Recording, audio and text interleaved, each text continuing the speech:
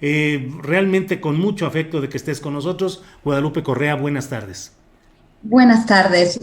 También muy contenta de estar aquí con ustedes. Muchas gracias. Gracias. Ricardo Ravelo, buenas tardes. Hola Julio, buenas tardes. Un gusto saludarte, igual a Víctor y a Guadalupe, también al auditorio que nos sigue. Gracias. Víctor Ronquillo, buenas tardes. Hola, ¿cómo están? Pues mucho gusto en estar con ustedes y compartir este espacio, yo diría, de libre reflexión, análisis y buen periodismo. Muy ¿Muy bien? bien. Víctor, ¿Cómo ven? gracias. ¿Cómo ven? No, no, no, ya con eso estamos del otro lado. ¿Ya con Bien, eso? vamos a empezar. Ricardo Ravelo, empiezo contigo preguntándote cómo has visto este tema de la visita de funcionarios de Estados Unidos a México, encabezados por la ex embajadora Roberta Jacobson, para hablar de asuntos de migración y la especulación de nosotros los mal pensados mexicanos de que eso tiene también una relación con la oferta de entrega de vacunas de Estados Unidos a México. ¿Cuál es tu lectura de este tema, Ricardo Ravelo? Y mira, Julio, yo creo que este tema, sin duda, bueno, en esta mesa habíamos hablado de que era una agenda súper sensible, interesante, que se tenía que ir desahogando y bueno, finalmente ya se dio el primer encuentro para ir alineando los criterios, desalineados desde los meses atrás, donde parecía que privaba el desacuerdo en este sentido. Pero creo que se empiezan pues, a sentar como las bases a partir de esta reunión de lo que va a ser la política migratoria de este gobierno frente a la nueva administración de Joe Biden. Aquí hemos platicado, por ejemplo, de que se requiere, y yo espero que esto haya sido uno de los puntos importantes en esa reunión, se requiere de que se retomen algunos puntos centrales, como por ejemplo aquel proyecto de la cortina de inversión hacia la zona de Centroamérica, que es la más complicada en este caso, que por falta de empleo hace que los habitantes de esos países se vean forzados a abandonar sus territorios para ir en busca del sueño americano, cruzando por nuestro país. Yo creo que sí ha dejado, bueno, ha desatado muchas críticas el hecho de que el gobierno mexicano haya tenido que echar mano de la fuerza, de su Guardia Nacional, digamos, para tender un cerco en la frontera sur, la más porosa. Pero me parece que creo que estos puntos que han sido polémicos pueden llegar a buen puerto con una nueva estrategia de cómo atender el tema migratorio. Y creo que este encuentro de Jacobson con las autoridades de Relaciones Exteriores en México sienta las bases de una nueva política que yo espero sea esperanzadora, sobre todo para bien de la parte humana, que es la que más sufre en este caso, que son los migrantes que se ven pues afectados en sus derechos humanos. Ahora, por ejemplo, ya como no pueden cruzar por ciertos territorios, pues utilizan ahora el afluente, ¿no? El río de la zona sur, con todos los riesgos que esto implica. Me parece que esta historia tan dolorosa desde el punto de vista humano, se le puede ir poniendo fin si ambos países llegan a acuerdos de poder realmente ir resolviendo este grave problema migratorio con ese proyecto que a mí me parece que es central, la inversión en los países más necesitados para que se detonen los empleos y la gente no tenga necesidad de salir. Bien, Ricardo, gracias. Guadalupe Correa, ¿qué opinas sobre este tema de la visita de la delegación estadounidense a México y los temas de migración y eventualmente el de las vacunas? Guadalupe, por favor. Claro que sí. En primer lugar, quisiera decir que concuerdo en lo general con Ricardo, porque podría ser que esta sea una oportunidad para mejorar los términos de los acuerdos y la vida de las personas que salen de sus países porque no tienen oportunidades. El tema migratorio es muy complejo y más complejo porque dentro de Estados Unidos no existe ahorita mismo una visión compartida, ¿no? El gobierno parece que quiere una cosa, pero a nivel interno hay mucha polarización y va a ser muy difícil que se pueda que se pueda consolidar un proyecto migratorio en estos 4 años para el gobierno de los Estados Unidos. Por el otro lado, el gobierno de México siempre ha estado pues realmente a la expectativa de lo que quiere Estados Unidos y lo que dice Estados Unidos. Lo recordamos simplemente en los tiempos relativamente recientes, 2014, la crisis de los menores migrantes sin acompañamiento, el Plan Frontera Sur, que finalmente fue entre Obama y el gobierno mexicano en un acuerdo para regularizar los flujos, para hacer exactamente lo mismo, ¿no?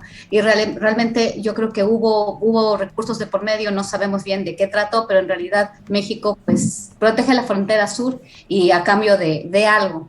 Definitivamente aquí va a haber a cambio de algo, a cambio de vacunas, desafortunadamente parece ser que son vacunas de AstraZeneca, que Estados Unidos no las reconoce dentro del país, no las distribuir a su propia gente. Eso por un lado, pero bueno, qué bueno que tengamos vacunas. Sin embargo, recordemos que no solamente sucede la reunión con Roberta Jacobson, sino que el día de ayer el presidente encomienda a Kamala Harris, su vicepresidenta, a llevar el tema migratorio y le da 2 encomiendas, que se reúna con los países del Triángulo Norte y con México para que acepten a aquellos que ellos van a regresar y para que ayuden al reforzamiento de las fronteras en la parte sur del continente.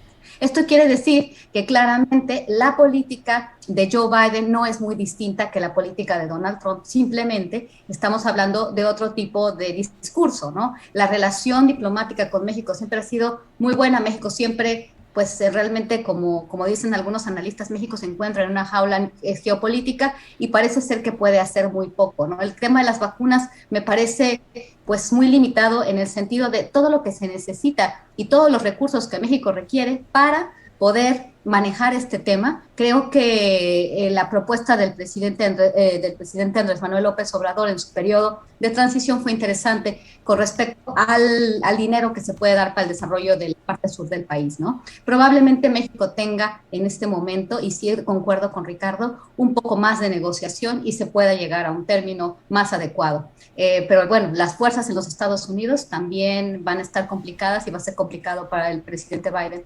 poder hacer algo, ¿no? a mayor plazo. Es todavía complicado, vamos a ver qué sucede. Gracias, Guadalupe. Víctor Ronquillo, tu punto de vista sobre este tema, por favor.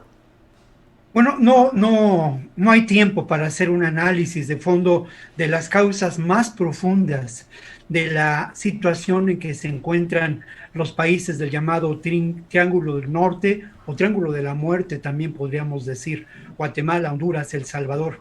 Es complicado hacerlo en unos cuantos minutos, pero no hay duda de que estas causas tienen que ver con el colonialismo como una política de expansión económica y política generadas desde los Estados Unidos desde hace décadas.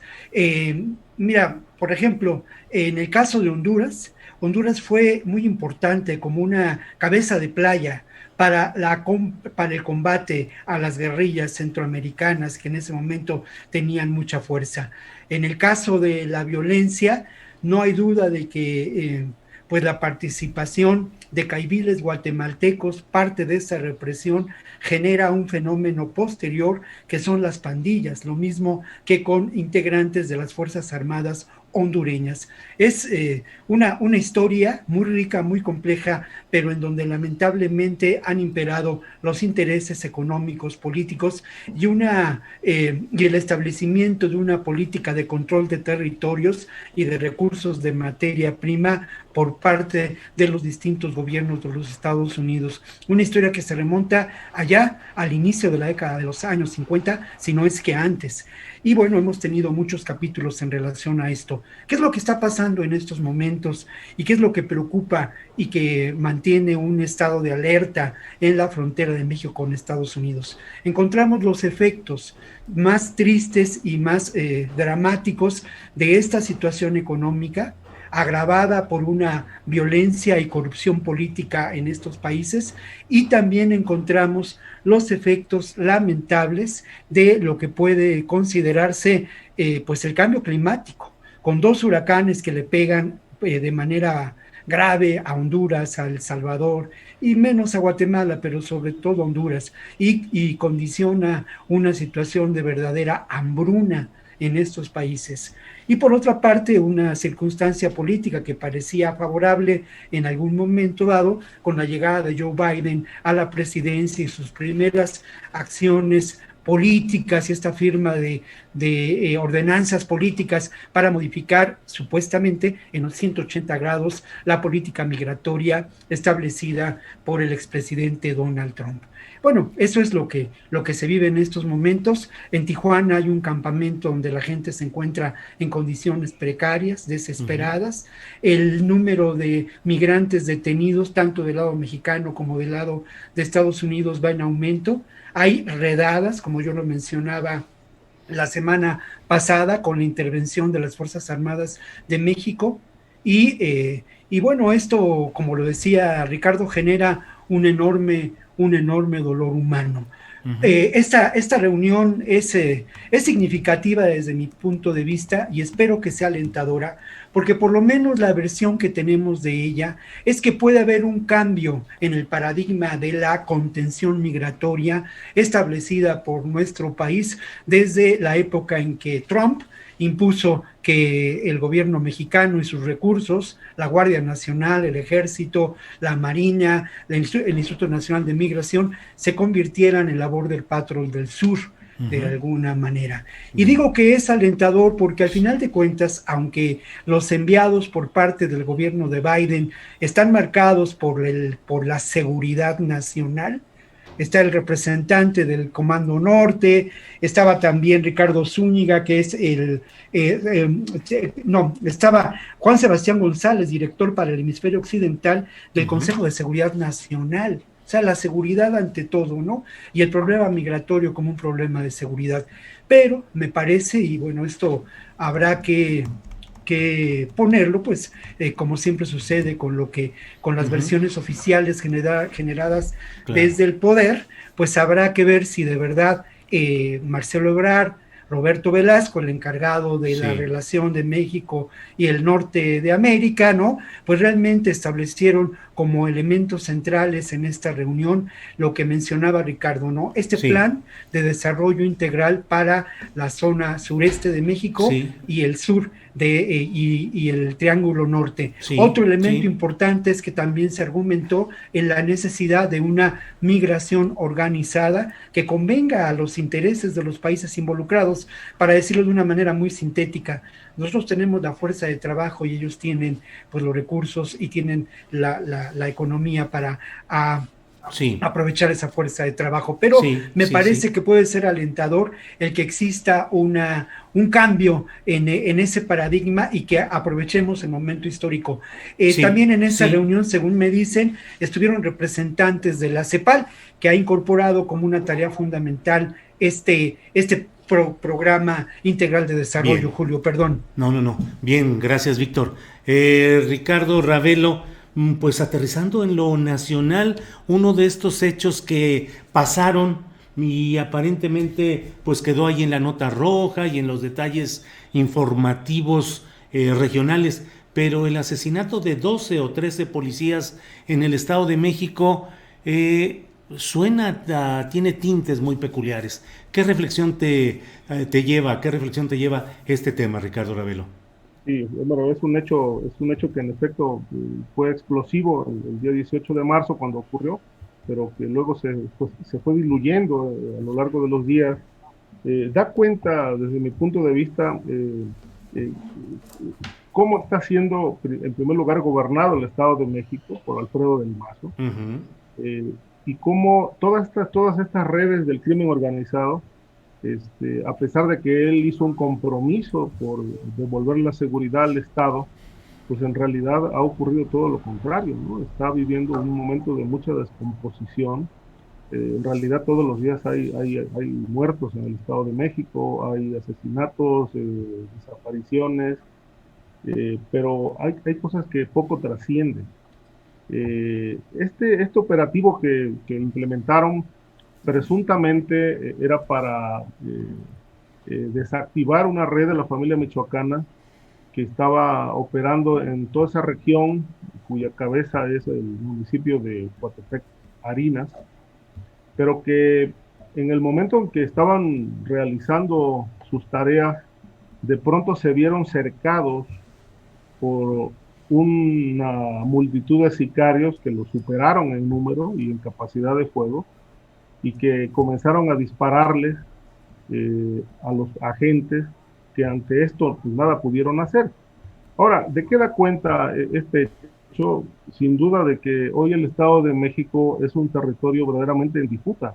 Hay un informe que dio a conocer la Secretaría de la Defensa Nacional, si no mal recuerdo, en octubre del año pasado, que habla de que hay por lo menos 6 grupos criminales que están enquistados en el Estado de México, y que muchos de estos grupos están operando sin duda con la vinculación directa con autoridades locales. Esto ha dividido a la policía sin duda en distintas fracciones. Unos se han aliado con ciertos grupos criminales, otros con unos diferentes, de tal suerte que, bueno, dentro de las mismas corporaciones, de la misma corporación policíaca del Estado de México, hay rivalidades, hay confrontaciones, justamente por esta división que ha causado el crimen organizado. Estos 7 grupos o 6 grupos, según este informe, pues uno de ellos es uno de los más violentos, que es la Familia Michoacana. Se habla del Caballero Templar, los Caballeros Templarios también, y por lo menos Guerreros Unidos, el grupo de los Rojos, y una célula por ahí del Cártel de Jalisco que está afincada en Ecatepec, que es el municipio, uno de los municipios más complicados. Esto sería como la razón de toda esta agitación violenta que vive el Estado. Creo yo que frente a este flagelo que está viviendo el Estado de México, pues no ha tenido capacidad de respuesta el gobierno de Del Mazo. Y prueba de ello es que, bueno, tampoco ha tenido una capacidad de contención a partir de lo que vimos el 18 de marzo, una verdadera masacre que en realidad, como bien dices, se ha amortiguado su efecto en las redes y en los medios de comunicación, no obstante que por hechos similares, que no tienen que ver con policías, sino con presuntos sicarios, por ejemplo, en el estado de Guanajuato esto ha alcanzado niveles de escándalo, ¿no? Uh-huh. Y en este caso, extrañamente, el asunto se ha ido apagando. Sí, Ricardo Ravelo, gracias. Guadalupe, en el Estado de México sucede algo pues que forma parte de estas historias aberrantes, kafkianas de nuestro país. En el Estado de México se vive una catástrofe y una tragedia diaria, asaltos en los microbuses, en el transporte público, grupos de vendedores ambulantes esquilmados, estafados, extorsionados, el crimen organizado suelto por todos lados, la policía en abierto contubernio absoluto con los propios criminales.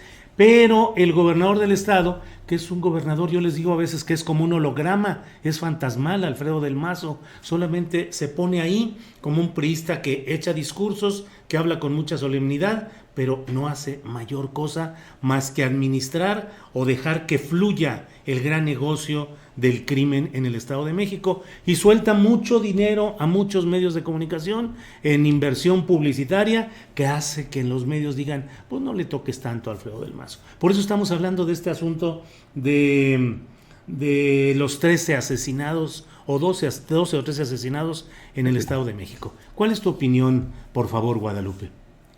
Exactamente. Creo que aquí estamos hablando de un estado donde se pierde el liderazgo. Desafortunadamente, el liderazgo que había ejercido el Partido Revolucionario Institucional en el Estado de México había permitido esta relación, digamos, muy cercana entre las autoridades y esta centralización de fuerzas y la distribución de poderes, o a la administración de la violencia, más bien el reparto de cuotas, el reparto de plazas, que lo ejercía bastante bien el Partido Revolucionario Institucional. Ahorita estamos viendo el desmembramiento de esta clase política priista con la falta de liderazgo de Alfredo del Mazo, y por eso mismo estamos viendo todo este tipo como de desmembramientos dentro de las fuerzas policiales, y esto obviamente se refleja en los grupos de la delincuencia organizada. El tema de los feminicidios, de los crímenes de todo tipo, como dices tú, estamos viendo realmente lo que está pasando dentro de la clase política mafiosa, que siempre estuvo operando con las mafias en el Estado de México, pero las tenían controladas. Entonces, creo que es momento de sentarnos a la mesa y también sentar al gobierno federal, porque el gobierno federal también tendría que entrar aquí, porque muchos de los negocios, muchos de los crímenes sí son competencia del gobierno estatal, pero ya estamos hablando de delincuencia organizada, porque lo que sucede en Coatepec, Harinas, sucede casi en la frontera con el estado de Guerrero. Entonces ya estamos hablando de narcotráfico y ya es un ámbito de competencia federal. Entonces, ¿qué está pasando? ¿Cuál es esto? La familia michoacana ha operado en esta región, pero se ha extendido o no. Hay pocos estudios. Creo que Ricardo manejó un mapeo interesante e importante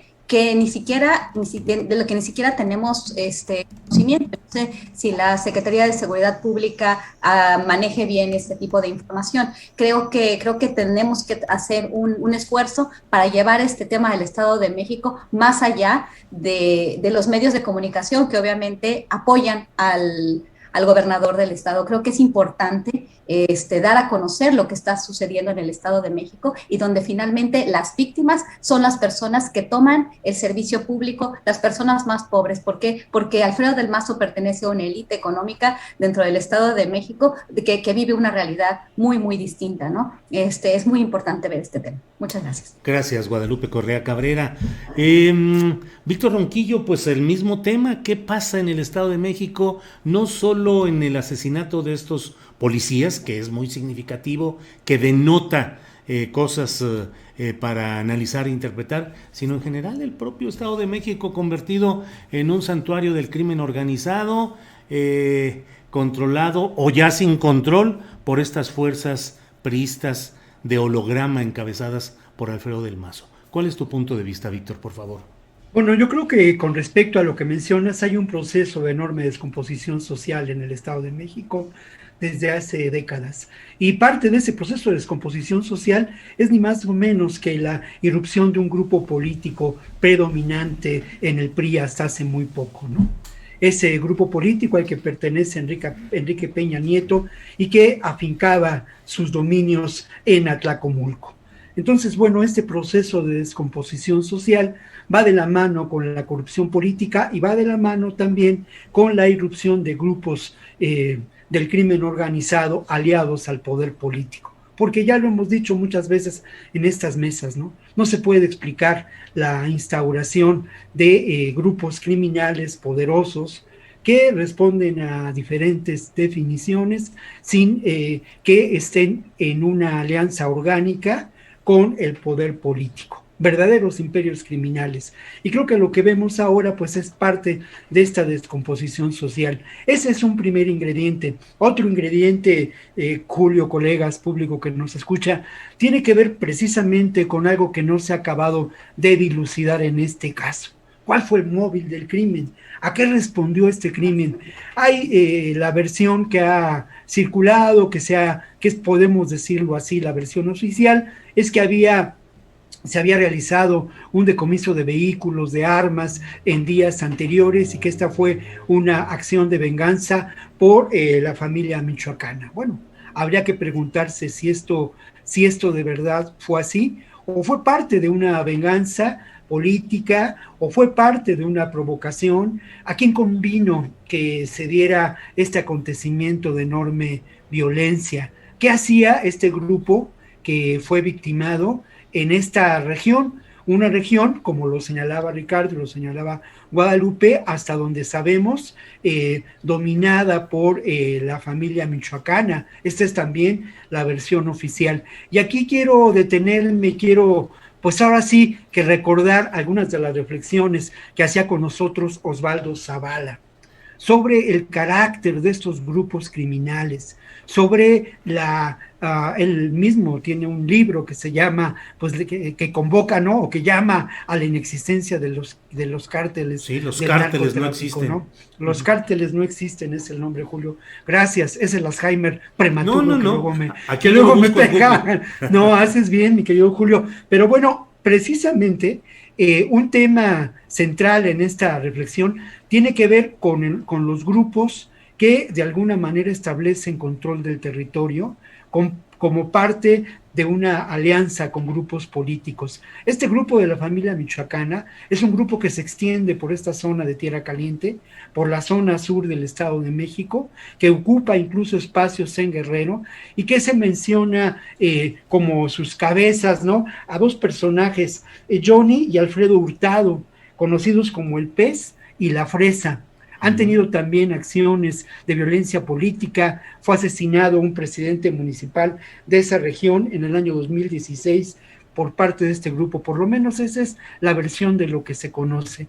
También se dice que este grupo, y es aquí donde tenemos que replantearnos estas historias, estas ideas, esta narrativa sobre lo que ocurre, se dice que este grupo controla la economía en muchos sentidos de la región. La economía del delito que puede vincularse al tráfico de drogas, al trasiego de ellas, a la siembra de, sobre todo de marihuana, pero también controla a la otra economía.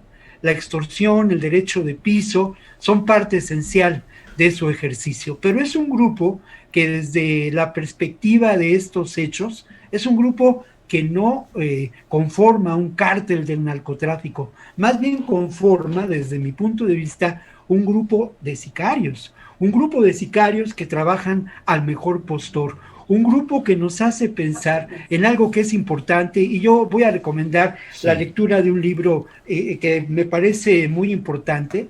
Se llama Capitalismo Antidrogas, de Dawn Mary Pelley.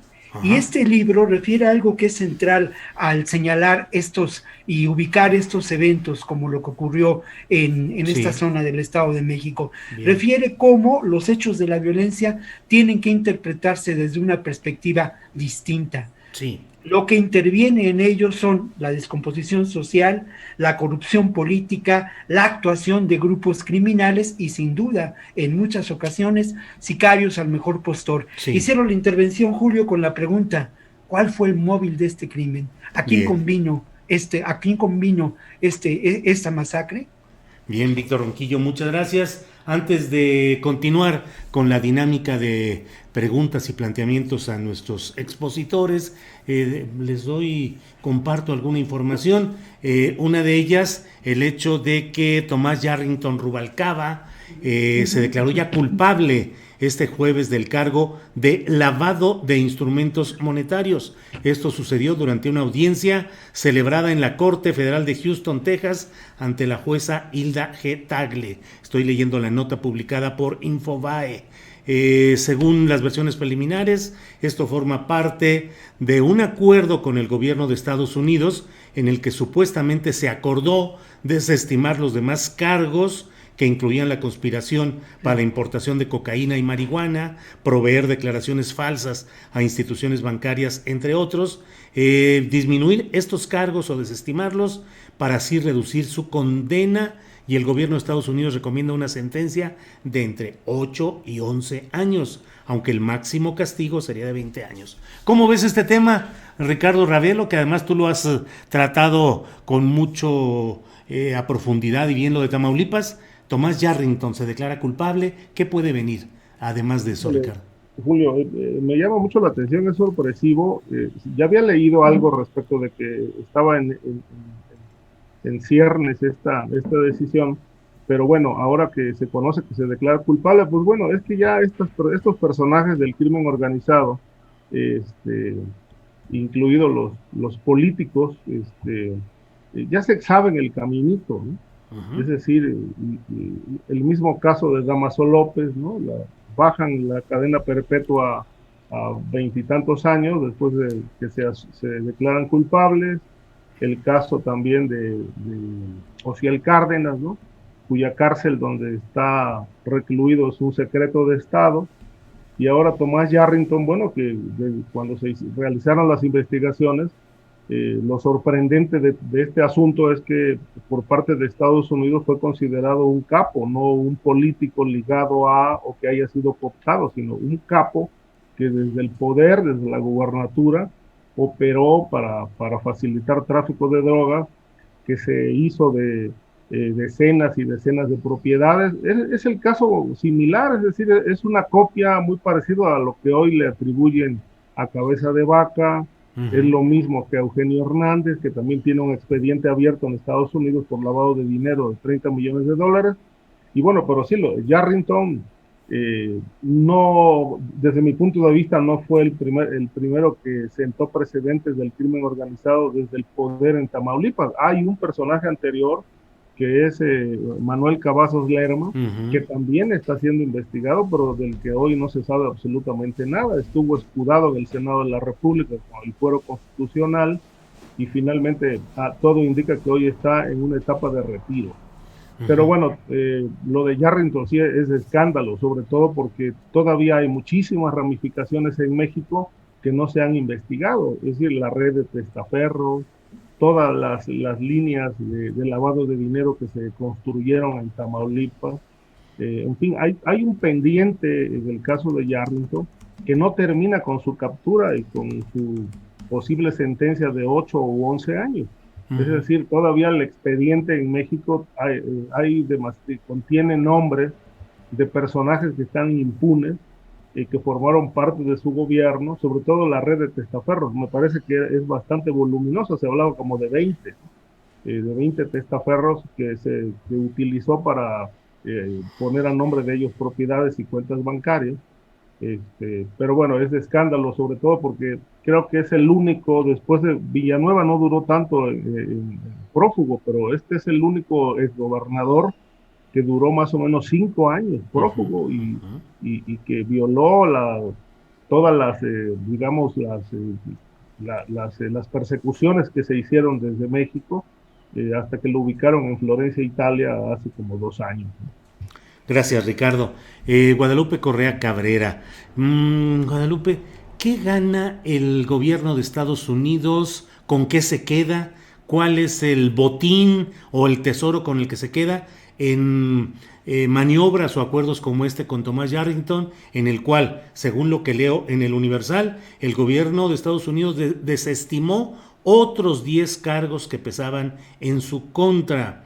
Un tratamiento pues muy favorable, de terciopelo, casi de alfombra para que vaya saliendo de todo este tipo de cosas. Pero ¿de qué sirve todo esto? ¿Qué es lo que le interesa a un gobierno como el de Estados Unidos con este tipo de acciones? Es muy buena pregunta, pero bueno, obviamente sabemos cómo funciona el Departamento de Justicia de los Estados Unidos. No es nada nuevo, como ellos tienen un sistema de testigos protegidos y al final pues tenemos grandes capos, como muy bien lo dice Ricardo, el gran capo Tomás Yarrington Rubalcaba, que protegía y que hizo que los Zetas y que el cártel del Golfo pudieran extender su capacidad de control territorial y que finalmente tuvieran la capacidad de fuego que tienen, que finalmente hizo que ese estado ardiera y que mucha gente desapareciera, entre ellos también personas migrantes. Fue una tragedia enorme que no se quiso, obviamente, investigar. ¿Por qué? Porque Tomás Yarrington Rubalcaba estaba muy bien parado dentro de las estructuras de élite en el Partido Revolucionario Institucional también. Sabemos que también fue él uno de los principales líderes en un momento, ¿no? Y obviamente durante el periodo de Enrique Peña Nieto él iba a ser intocable, pero bueno, en Estados Unidos se hizo una investigación tan profunda, tan importante. Si nosotros leemos los documentos donde él, donde se le relaciona con delincuencia organizada, lavado de dinero y conspiración, en realidad pues no hay manera de que él se salve. ¿Qué está buscando Estados Unidos? ¿Qué va a buscar en el caso de Eugenio Hernández Flores? ¿Qué pasó con el caso de de Salvador Cienfuegos y qué puede pasar en el caso de Genaro García Luna. Estamos hablando de un gobierno, el gobierno estadounidense, que se dice que hace justicia, que se dice que tiene una guerra contra las drogas que empieza en el siglo pasado, y al final de lo único que se trata es de agarrar cabezas, de seguir justificando presupuestos y de seguir facilitando un negocio que en todos estos años no solamente no ha disminuido, sino que las drogas cada vez se venden más en Estados Unidos. Realmente es una cuestión de que tú me vas a decir o me vas a dar información de otras personas y yo voy a también arrestarlas para presionar a los gobiernos estatales, para presionar al gobierno federal. ¿De qué se trata? Parece ser que no hay justicia, que no se hace justicia, porque si se hiciera, realmente no se hicieran este tipo de negociaciones. Ahora, vamos a ver por qué ha tardado tanto el juicio a Genaro García Luna. ¿Qué es lo que se está tratando de negociar tras tribunales? Porque es una y otra vez que estas audiencias se han ido retrasando. Y esto está vinculado, porque aparte necesitamos ver también qué va a pasar con Eugenio Hernández, qué es lo que está buscando el gobierno de Estados Unidos, que hizo una investigación tan profunda en el caso de Yarrington, porque además muchas del dinero que supuestamente estuvo vinculado a delincuencia organizada fue invertido en la Isla del Padre, en el estado de Texas. Esto está muy bien documentado.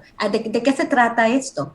¿Solamente de arrestar a más personas o realmente de hacer justicia? Además, lo que sabemos es que los gobernadores en el estado de Tamaulipas están vinculados directamente y facilitan y participan de las actividades del crimen organizado. Y esto a los Estados Unidos no les importa. Toda la relación que tuvieron, por ejemplo, con Francisco Javier García Cabeza de Vaca, que finalmente las autoridades estatales, a través del Departamento de Seguridad Interior, a través de la patrulla fronteriza, se vincularon directamente con la policía de Javier García Cabeza de Vaca, también la policía de Texas, la policía de Rio Grande City. Tenemos que los estadounidenses, sabiendo que los gobernadores del estado de Tamaulipas son corruptos y están vinculados al enemigo número uno de los Estados Unidos, que es el narcotráfico supuestamente, siguen haciendo negocios y al final, pues como ya tuvieron una relación, pues al final también pactan, ¿no? Y reducen penas que podrían haber sido una cadena perpetua, en menor medida, para hacer lo que siempre han hecho, para seguir tratando de desenmarañar esto y de traer a más personas al banquillo de los acusados. Y finalmente, ¿qué tenemos? Simplemente una administración del negocio del narcotráfico que genera mafias y que manejan ellos, que les ayuda a ejercer un control geoestratégico sobre la frontera y sobre el resto de América Latina. Gracias, Guadalupe. Un paréntesis, Julio. Sí, adelante, por favor. Breve, solamente destacar un dato que me parece aquí relevante, un apunte. El principal testigo de cargo en el caso de Tomás Yarrington se llama José Antonio Peña Argüelles. Es identificado en el programa de testigos protegidos de la Fiscalía General de la República y también de la DEA en Estados Unidos como el testigo Ángeles. Este personaje es un empresario que fue lavador de dinero de los Zetas y que era enlace entre el gobierno de Yarrington y el cártel del Golfo y los Zetas. Bueno, este mismo personaje es el principal o uno de los principales testigos de cargo en el caso de Francisco García Cabeza de Vaca. Digamos que es el mismo esquema, porque además lo incrimina desde el 2012, cuando habla de que Tomás Yarrington financió la campaña de Francisco Cabeza de Vaca para la alcaldía de Reynosa con dinero de los Zetas, que el propio José Antonio gestionó por órdenes de Yarrington y que le entregó en un maletín en el Hotel Holiday Inn de Reynosa a Cabeza de Vaca. Vaya, pues Víctor Ronquillo, ¿qué te digo? Ahí está el platillo narrativo: Tomás Yarrington, Tamaulipas, García Cabeza de Vaca. ¿Qué opinas? ¿Cuál es tu punto de vista, Víctor Ronquillo? Bueno, lo primero que habría que señalar es que se trata de la construcción de lo que yo considero imperios criminales, no hay la menor duda. Y habría que remontarse a los años en que Tomás Yarrington ocupó la gobernatura de Tamaulipas para encontrar lo que ya señalaba Guadalupe, ¿no?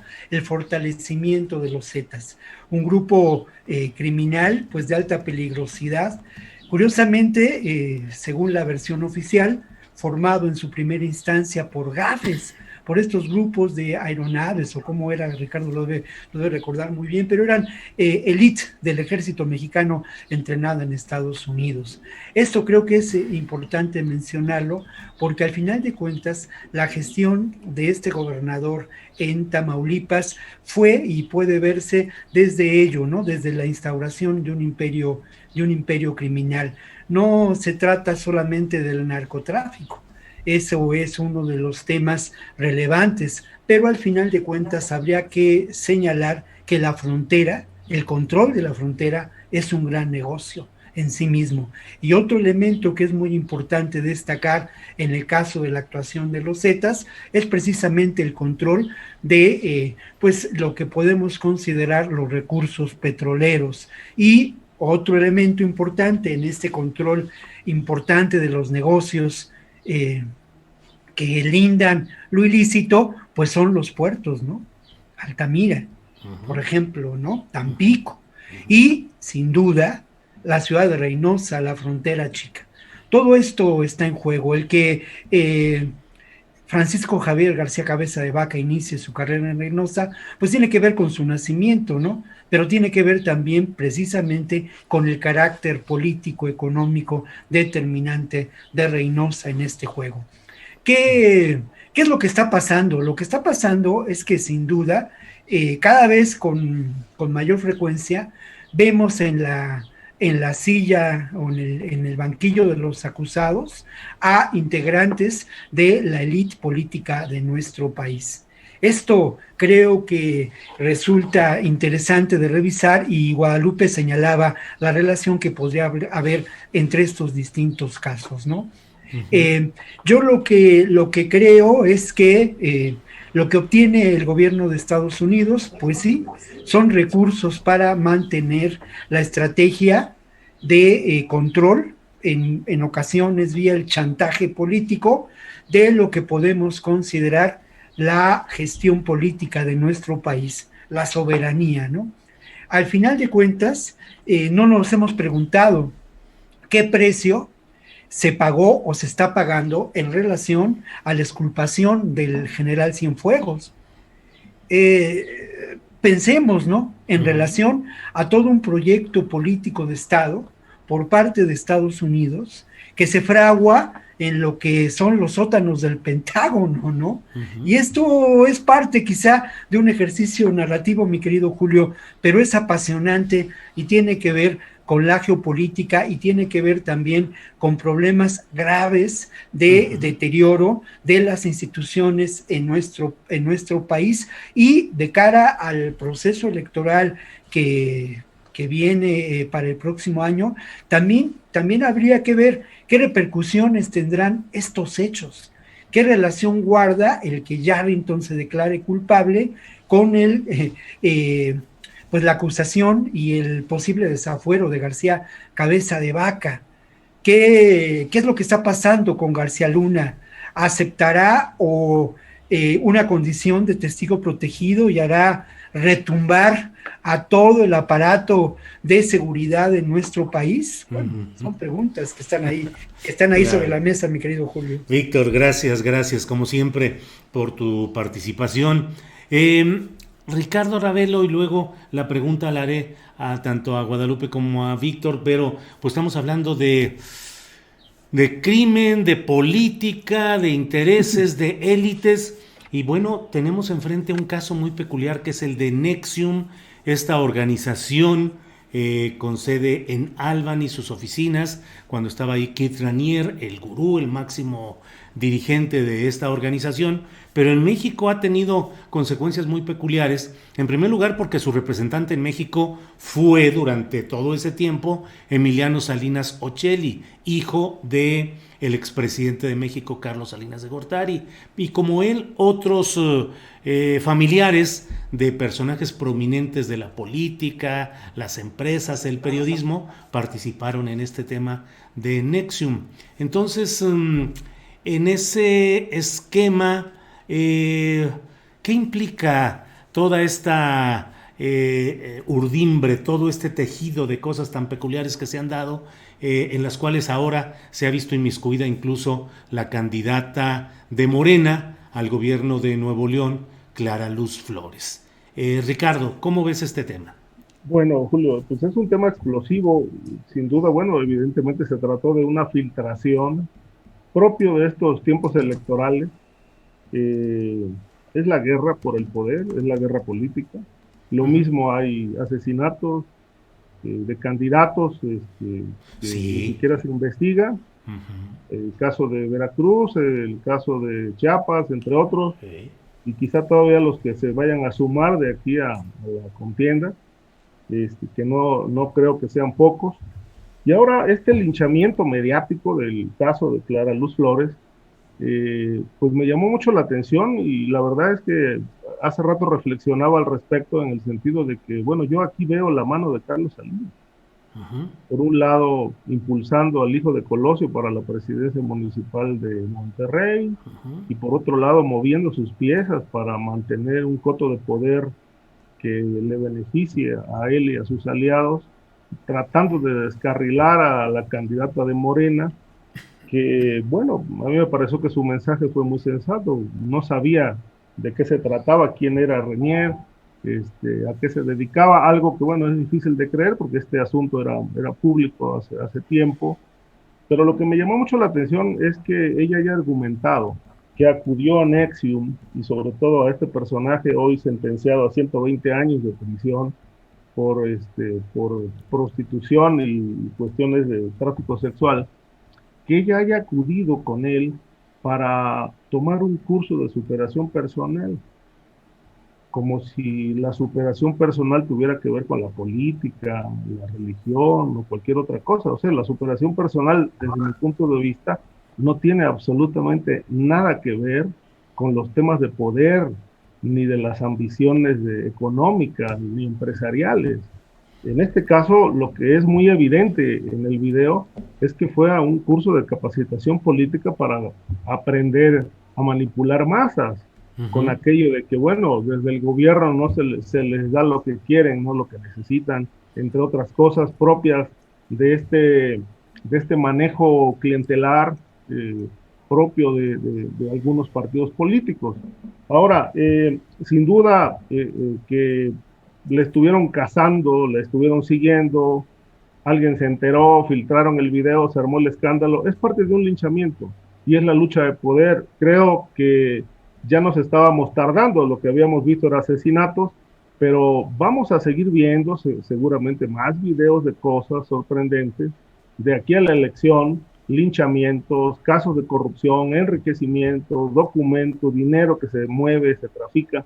Es decir, estamos en la arena de la lucha política, y obviamente aquí todo puede pasar. Pueden rodar cabezas, se van a pegar hasta con la cubeta, como se dice comúnmente, y entonces, bueno, vamos a seguir viendo en los medios linchamientos de este tipo. Me parece que esto apunta a que hay un grupo muy poderoso que está pugnando, poniendo todos sus recursos en juego para mantener el poder en Nuevo León, porque, bueno, ahí es un estado, no solamente uno de los más prósperos del país, sino un estado clave en más de un sentido, no solamente en lo económico, sino también en el esquema de la geografía criminal, muy pegado a Nuevo León, muy cercano a Tamaulipas, muy cercano a Estados Unidos, de tal manera que ahí los fotos de poder tradicionales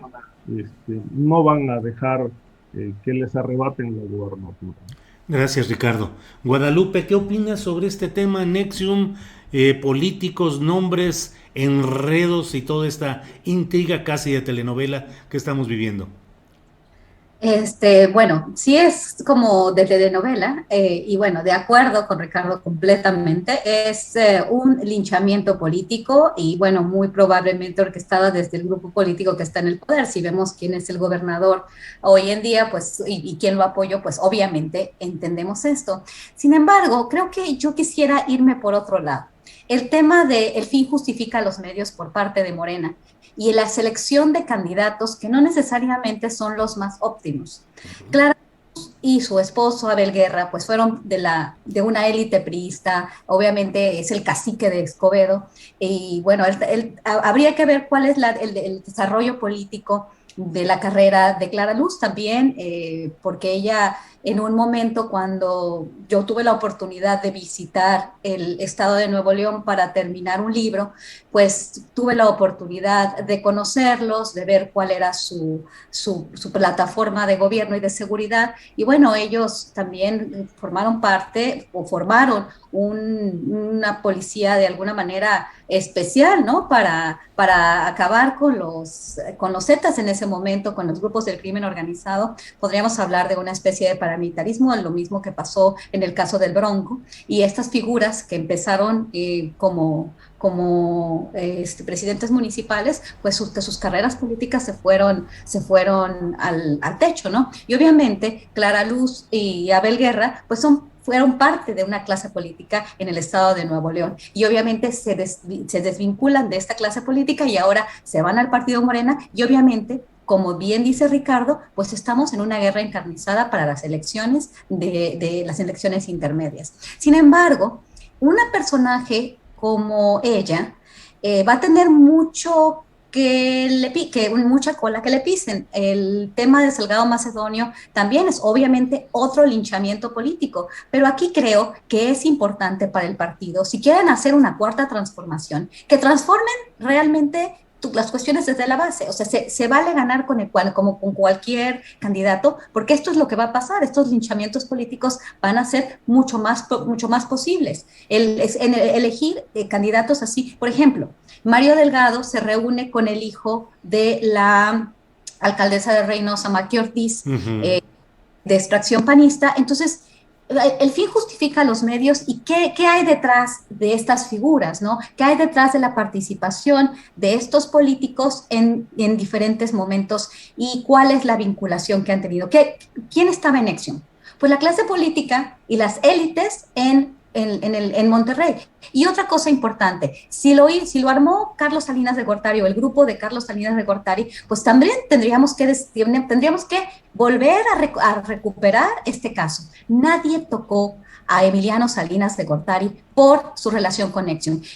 En las leyes de trata de personas, no se tienen que probar los medios. Esto es un tema muy importante. Estamos hablando de un caso de trata de personas que además ya fue judicializado en los Estados Unidos. ¿Quién llevaba la organización en el caso de México? Bajo las leyes de trata de personas en México, Emiliano Salinas de Gortari. Yo no entiendo por qué nadie ha querido sacar este tema. Creo que el hecho de que no haya aparecido en los Estados Unidos, que no se le haya tocado en Estados Unidos, no quiere decir que no se le pueda tocar aquí. Las leyes de trata de personas, no necesitas probar los medios para probar trata de personas. Si él estuvo como parte de la red, él es un tratante de personas. Y esto sería muy interesante. Si él está linchando políticamente a la candidata de Morena, tendríamos que recuperar el caso y tendríamos que recuperar la participación de una persona que estuvo vinculada a una red ya aprobada de trata de personas en los Estados Unidos. Y estamos hablando de esclavitud forzada, estamos hablando de muchas otras cosas. Entonces, por un lado está la cuestión política, bueno, todo es político, pero por otro estado la parte criminal,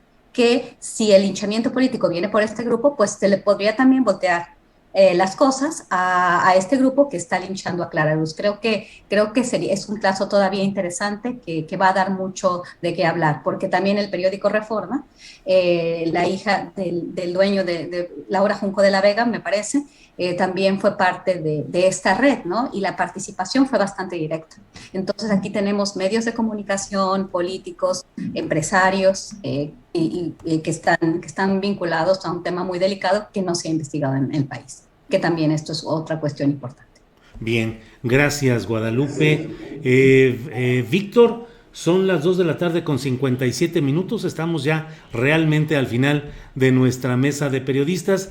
¿Qué opinas de estos temas que estamos hablando?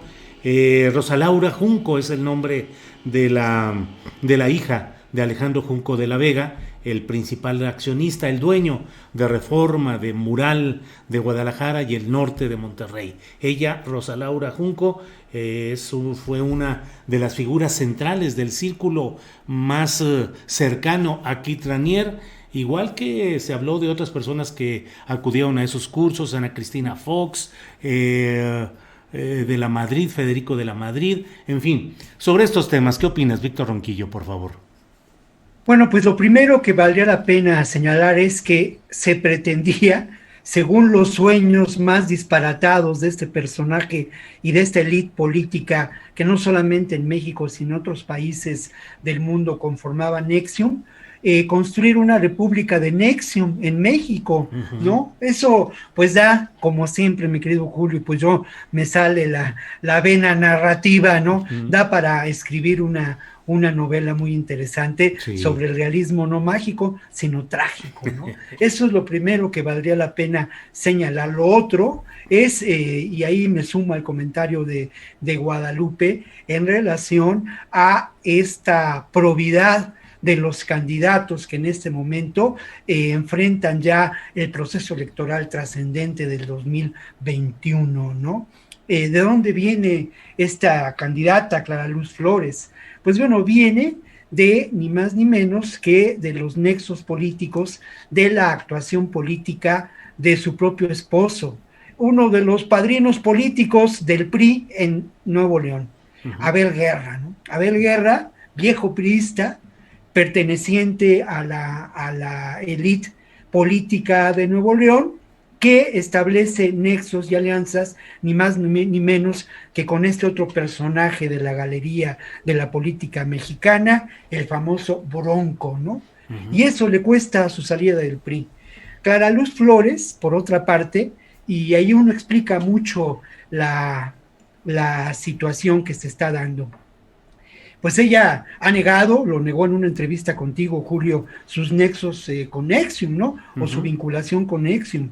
Pero hasta donde se sabe, y hay información periodística al respecto, ella alcanzó incluso un nivel de coach marrón, me parece, ¿no? Sí. Eso quiere decir que estuvo absolutamente involucrada. Esta grabación de 1 hora, bueno, que hay que tener paciencia para escuchar, finalmente, de verdad, es una lección de estupidez generalizada con base a esta fortaleza que da ¿cómo decirlo? Perdón, me voy a ver un poco intelectual en relación a esto, ¿no? Pero el mundo de la pseudoconcreción, que decía el filósofo Karel Kosik, de no comprender y mentir para engañarnos, ¿no? Esto es parte del discurso de la superación personal que ha causado graves daños y que representa una ideología enormemente peligrosa. Pero voy a cerrar con un comentario que además yo agradezco la información que se publicó hoy en El País en relación a este caso, muy puntual, muy audaz, muy bien escrita y de verdad, como siempre ocurre, yo tengo mis diferencias con El País en muchas ocasiones, pero en este caso fueron muy puntuales en la información y ellos señalan el nexo que pudo darse entre Mario Delgado y Clara Luz Flores. Y ese nexo es Nexium, ¿no? Ese vínculo es Nexium. Porque Mario Delgado asistió a lo que él consideró un curso de gestión de liderazgo, lo cual no es un crimen, por supuesto que no es un crimen, pero dadas las circunstancias y dado el entorno político, explica la razón por la que Morena eligió a este personaje como su candidato a la gobernatura de Nuevo León. Por un lado, la fuerza política que representaba Abel Guerra, estos arreglos políticos, este clientelismo, esta mafia, ¿no? Y estos arreglos mafiosos, y por otro lado, el que sin duda había una relación establecida, no sé qué tanto, pero por lo menos de empatía ideológica con el propio Mario Delgado. Y bueno, pues eso, Julio, eso es. Y bueno, ahora sí que como diría el maestro Monsiváis, para documentar nuestro optimismo, maestro. Así es, Víctor. Pues muchas gracias a los tres por esta oportunidad de pasar revista a los muchos asuntos de índole política, securitaria, que es una palabra que tiene poco tiempo en el lenguaje general, ¿verdad? Apenas incorporada ahora que se tiene una mayor visión respecto a estos temas. Pero en fin, pues muchas gracias a los tres. Gracias, Guadalupe, por tu participación de esta ocasión. Muchas gracias, muy amable. Es un placer estar con ustedes. Gracias. Gracias, Guadalupe. Ricardo, buenas tardes. Buenas tardes, Julio. Un placer estar contigo nuevamente y bueno, pues agradecerte la oportunidad de estar aquí y también un saludo a mis compañeros Guadalupe y Víctor y al auditorio. Gracias, Víctor. Buenas tardes. Buenas tardes y pues muchas gracias a ti, Julio, y a todos y al público que nos soporta. Muchas gracias, colegas. Órale, por gracias. estar ahí. Seguimos en contacto y espero vernos el próximo jueves. Gracias. Vale.